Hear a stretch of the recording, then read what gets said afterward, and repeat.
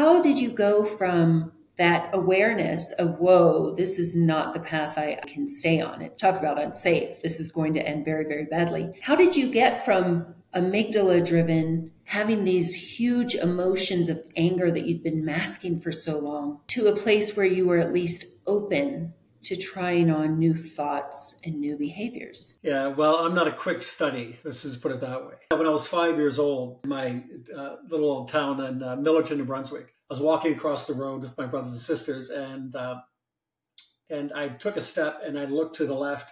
And back in the day, you know, if you're in around my age group, you remember that cars had door handles that stuck out. The door handle stuck out about 2 or 3 inches. Well, I took a step, I looked to the left, and I caught the door handle of a moving car in the right temporal lobe. Now, that was when I was about 5 years old. So again, that's, you know, it's over 50 years ago. And back then they had no idea, right? They just said, well, he's not cross-eyed, he can walk, you know, he has speech. When I woke up, I had a bunch of metal plates kind of lined up along the side of my head. It wasn't until about 15 years ago where I went and had a few, what they call a qualitative electrocephalogram. So I had basically had my head examined, which people have been telling me to do for years, apparently. And so what was interesting, and this really played a part in my journey along the way, even though I didn't really understand what was going on, is that the right side of my brain, this is where a lot of emotional regulation occurs from. And when my brain reaches a certain calibration, when I get under a certain degree of stress, that right side of my brain kicks out. I kind of flatten out, like taking sometimes antidepressants will flatten people out emotionally.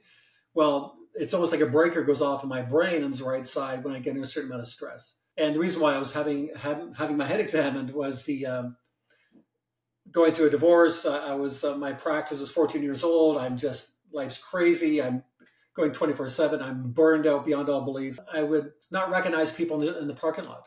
They'd come talk to me and I have no idea who they were. So the inability for facial recognition, I realized, but I've been studying neuroscience for a while, and I think it was just intuitive. I knew that I was going to need my own help to figure this out. So that was a part of the issue that I had: drugs and alcohol and running, and the inability to emotionally calibrate effectively. That was one of the drivers behind it. There was no emotional regulation being shown to me, being demonstrated by anybody in the family. My own brain had problems with it. It's still something I contend with. Like, I had lots of strategies I worked with, and that really drove a lot of the drug use. I needed something externally to provoke my brain into some sort of emotional state. That's something I couldn't do on my own easily. Not only did I didn't have the examples given to me by the adults in my life. My own brain struggled with emotional stability and emotional range, right? Especially under stress. So drugs seem to bridge that gap for me historically. Interesting.